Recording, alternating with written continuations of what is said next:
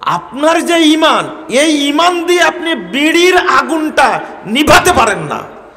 আপনার ঈমান দ্বারা কি কবরের আযাব নিভে যাবে? বুঝাতে পারলাম না মনে হয়। কি ঈমান আপনার চিন্তা করেন। এই শেষরা ঈমান দ্বারা আমি বলবো যে ঈমান নাই। থাকলে তো আপনি ঠিকই ফজরের সালাতে হাজির হতেন। ঈমান বলবে এই আজান হয়ে গেছে, আপনাকে ঘুমাতেই দিবে না। ঈমান বলবে এই হারাম ছাড়। ঈমান বলবে তুমি সরকারি চাকরি করো, পাসপোর্টে চাকরি করো, সচিবালয়ে চাকরি করো, এদেশে টাকা মেরে খাও। ঈমান থাকলে ঈমান আপনাকে বাধ্য করবে এই চাকরি ছাড়, ভিক্ষা করে খা। আপনাকে ঈমান বলে কি? না না, ঈমান বলে কি? ঈমান নাই, থাকলে তো বলতো। এর নাম হলো ঈমান। আমি যে কথাগুলো এখন বলবো, দুইটা উদাহরণ দিয়েছি।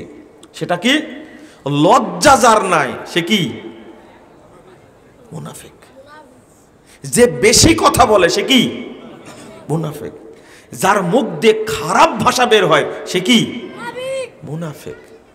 আস্তাগফিরুল্লাহ, আস্তাগফিরুল্লাহ। আমি আরেকটা হাদিস অনুবাদ করি, 6803 নম্বর হাদিস। রাসূল সাল্লাল্লাহু আলাইহি ওয়াসাল্লাম বলেছেন, সহিহ বুখারী হাদিস, লা ইয়াজনি আবদু ওয়া হুয়া মুমিন হিনা ইয়াজনি ওয়া হুয়া মুমিন।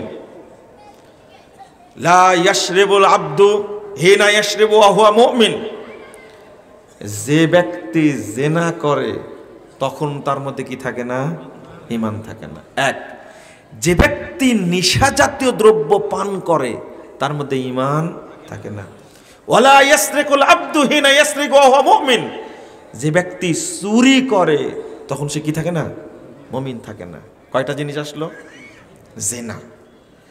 সহিহ বুখারী, সহিহ মুসলিমের হাদিস 2526 নম্বর হাদিস।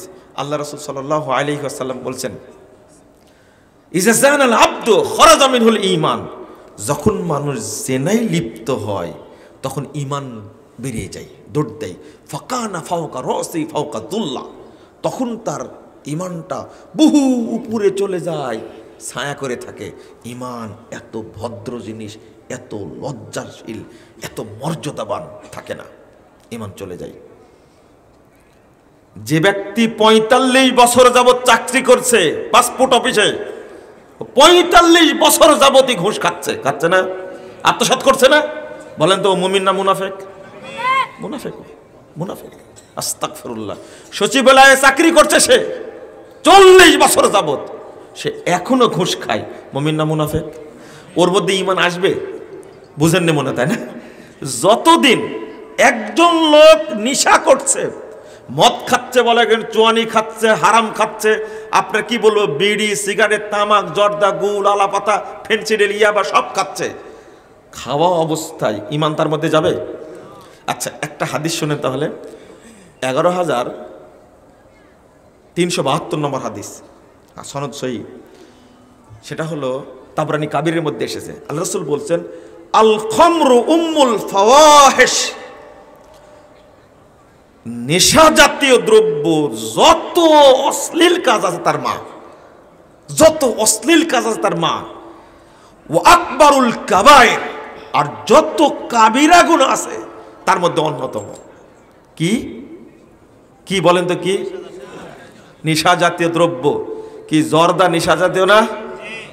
গুল, বিড়ি, চুয়ানি, ফেন্সিডিল নেশা। একটা ফেন্সিডিলের বোতলের দাম 10,000 টাকা। এটা জেলখানায় শুনেছি আমি, মানে জেলখানার দাম এটা।